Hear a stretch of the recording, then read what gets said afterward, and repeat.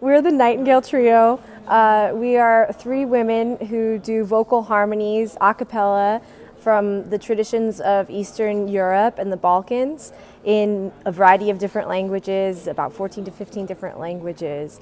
And they have incredible harmonies, dissonant, crunchy chords, crazy, cool time signatures, and but always beautiful, sweet, hauntingly beautiful sounds.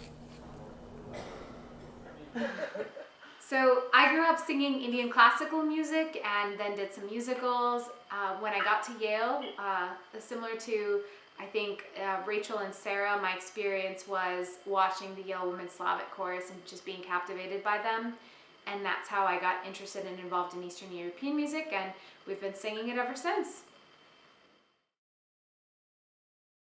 Similar experience, but prior to college, I had done a lot of, like Sarah, we both did a lot of choral music as well as musical theater, things like that. And I remember one time when I was in choir in high school, we did this one Romany song, and it was in 7 time signature, and I had never heard anything like that, and I thought that was just so cool. So when we did get to college and that type of music existed through the Yale Slavic Chorus, I was just like, I got to try out for this. So that, and then the rest was history. So we kind of just coincidentally were the 3 graduating members of the Yale Slavic Chorus in the same year. Rachel and I were both undergrads and Nila was in law school, and we happened to sing all 3 voice parts, alto, soprano, and mezzo. And so we spent a lot of time singing together as the 3 of us that year. And then about 6 months later, after we finished school, we were all at a Balkan music festival together called Golden Fest in New York. And we were listening to the music and we were like, I miss singing all this. It's so nice. And so Rachel called the 2 of us up and said, guys, what if we just got together and sang again? And we were all living in different places. So Rachel said, look, you guys can fly down to Dallas, Texas. We'll just put it together a couple gigs to pay for your plane tickets. And then we'll just sing all our old favorite songs. So we kind of were like, I guess we need to have a name, we'll become a group. And we put together these gigs, and that became the group. Yeah, and the nightingale is a really common motif in a lot of this music because it's such a melodious bird. So it made sense to be called the Nightingales. We are birds who fly to their destinations to sing together.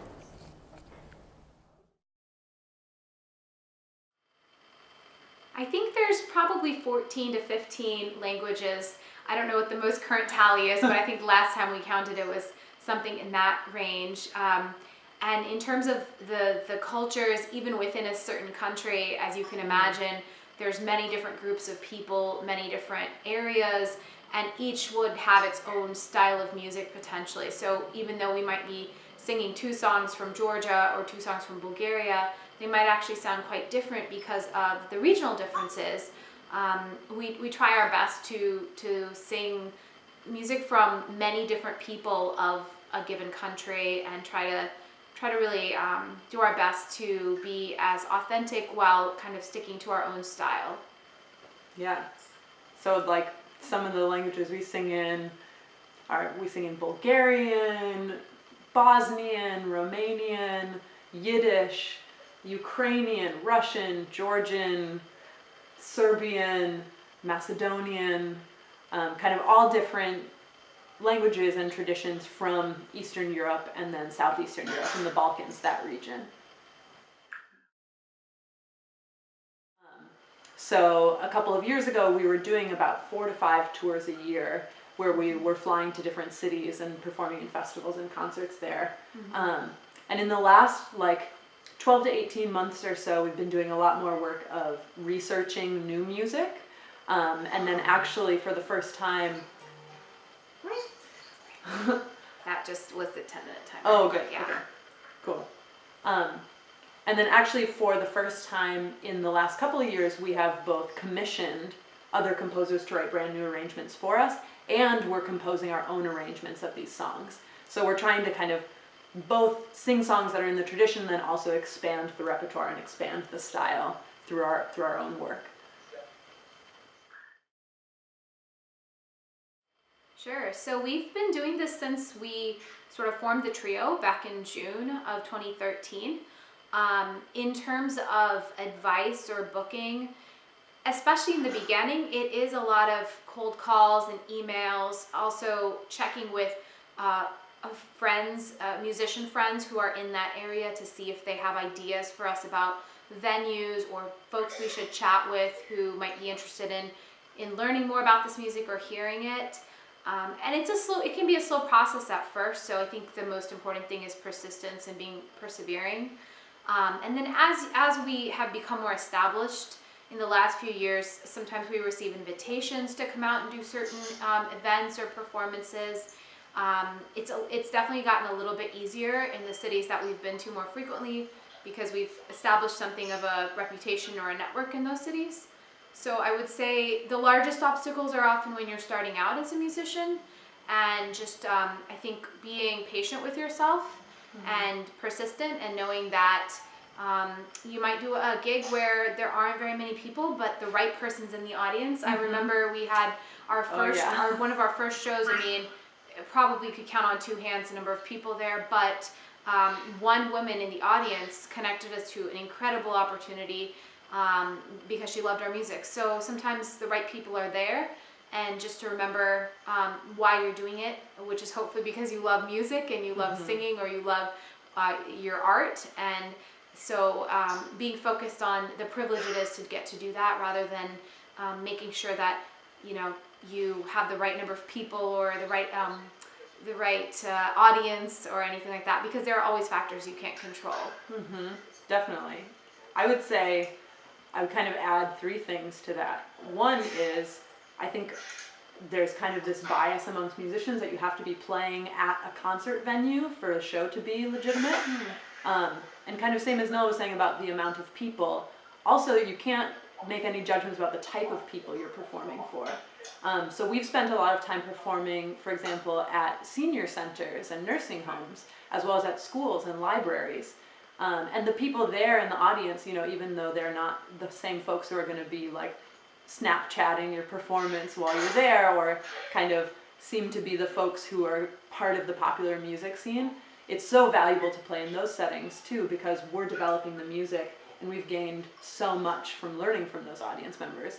And then also there's kind of there's like this kind of general struggle that musicians face, which is how do you earn a living from doing music?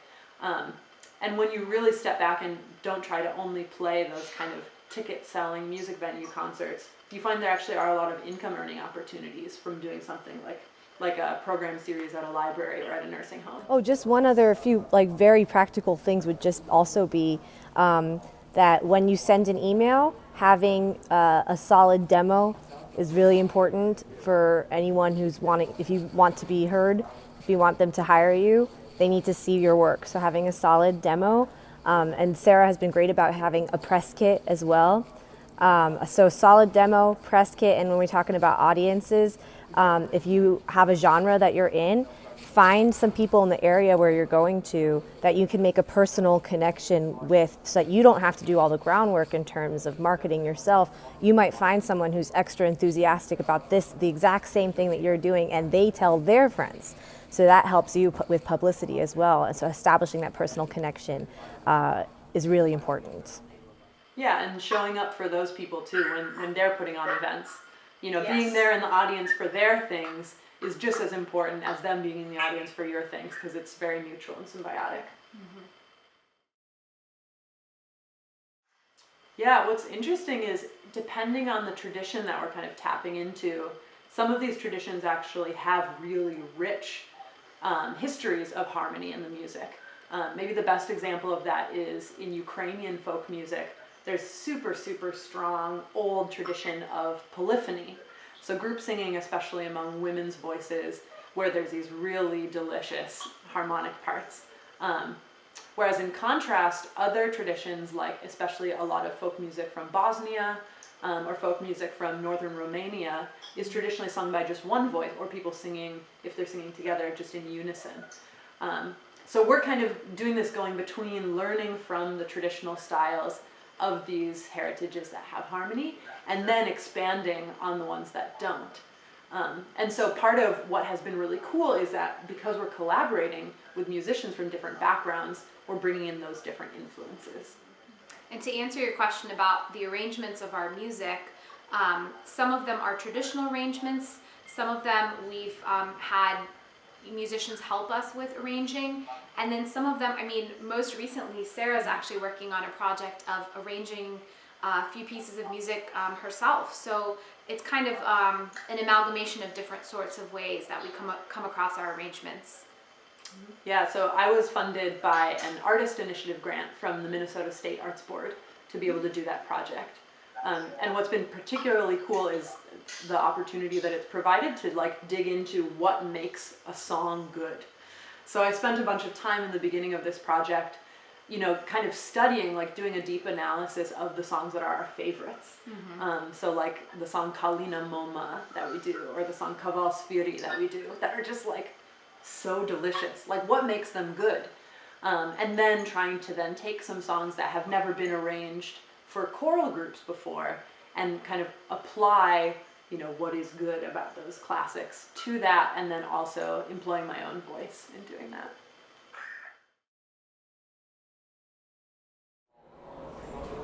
However, for groups that are that want to record in the ways that we have, where, for instance, we haven't recorded in separate rooms. We like hearing our voices all together, so we like to do things sort of raw together, live in one room. We've kind of have a rule where we record a song 2 to 3 times, and then that's it. It's in there. You just have to trust it. So for just advice for other people, if you want to record that way, give yourself 3 takes and trust that you've got it in there, and keep moving on. Yeah. We have worked with choirs in different areas of the country. Often it's an event or an invitation to collaborate, to sing together, to do a performance together. Sometimes it's workshopping with choirs to teach them this music, since it is a pretty sort of rare type of music to hear in the Western world, or at least in the US, I should say. Yeah, so that does happen. Yeah. There in Minnesota, where I know you're based, Alton, we've worked with the Prairie Fire Lady Choir and a chamber ensemble called Artemis. And both of those groups are doing really cool work, expanding women's choral music as well. Yeah. You know, where do our arrangements come from and how traditional are they? One thing that I know has been really huge for us in performing this music is seeing the responses that we get from people who come to see us perform.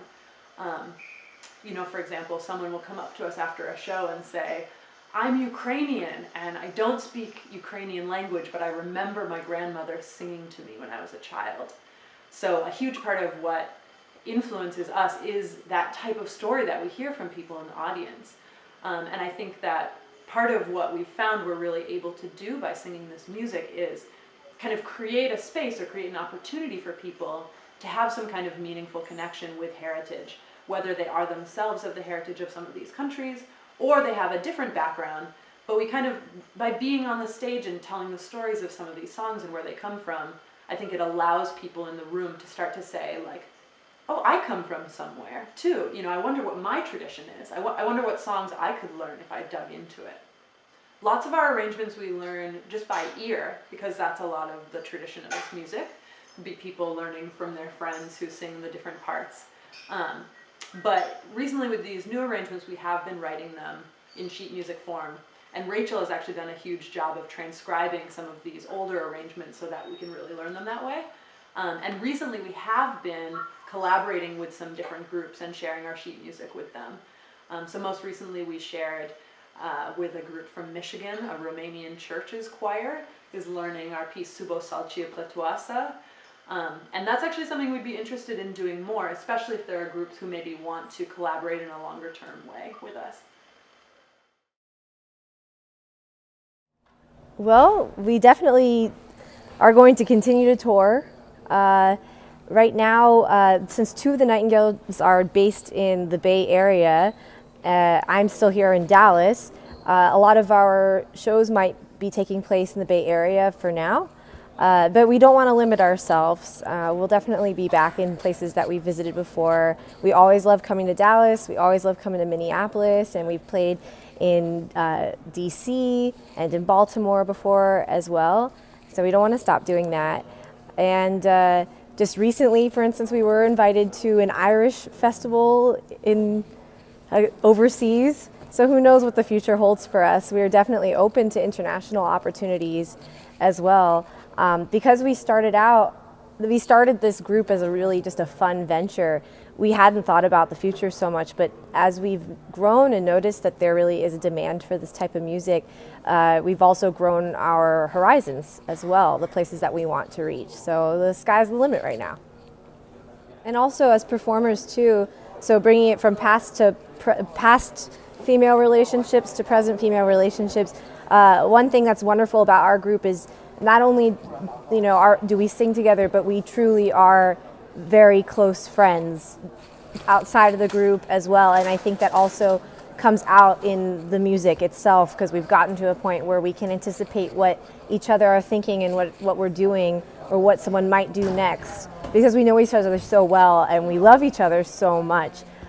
So having that closeness, that love between us is, I think, just it makes our music so much better as well.